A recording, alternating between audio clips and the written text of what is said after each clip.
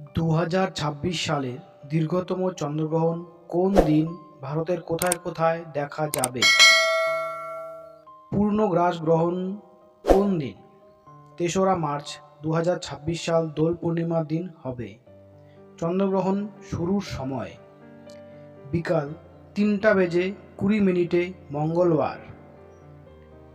পূর্ণ গ্রাস গ্রহণ শুরুর সময় বিকেল 4:34। গ্রহণের মধ্যদশার সময় বিকেল 5:04।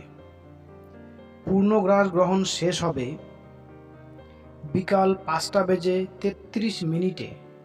চন্দ্রগ্রহণ শেষ হবে সন্ধ্যা 6:47। পূর্ণগ্রাস গ্রহণ চলবে সময় 59 মিনিট ধরে। ভারতের কোথায় কোথায় দেখা যাবে এই গ্রহণ?